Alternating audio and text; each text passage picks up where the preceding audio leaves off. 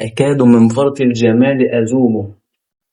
شوية بصارة، إنما إيه يستاهلوا حنانكم المتابعين.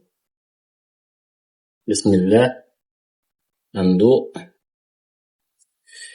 دول شوية بصارة فلاحي عمال إيد أمي. ربنا يخليك ليا يا أمي.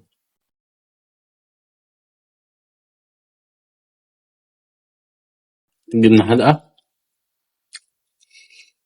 دي خدش في إيد أمي تقريبا يومين أو 3. نخليها شطة. لا نخلي البيتي.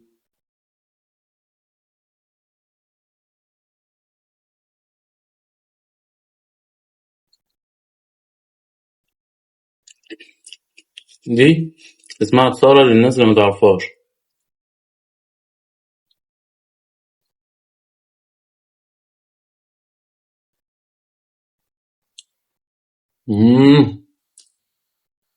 تمام. دي اسمها بصارة. لو عايزين طريقة عمايلها والوصفة والكلام ده ممكن أبقى أكتبها لكم في الكومنتات. لو حد نفسه ياكل البصارة أو حد يعرفها، اللي ما يعرفهاش يقول إن هو ما يعرفهاش كده في الكومنتات، واللي يعرفها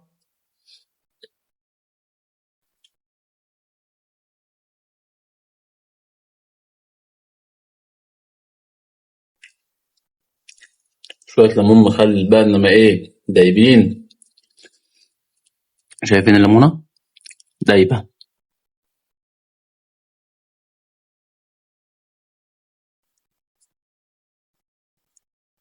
على فكرة أنا بقصد أجيب لكم الأكل الفلاحي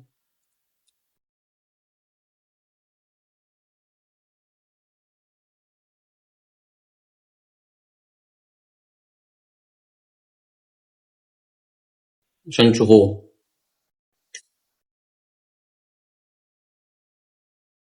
مش عارف فيها كده عشان أعرف آكل.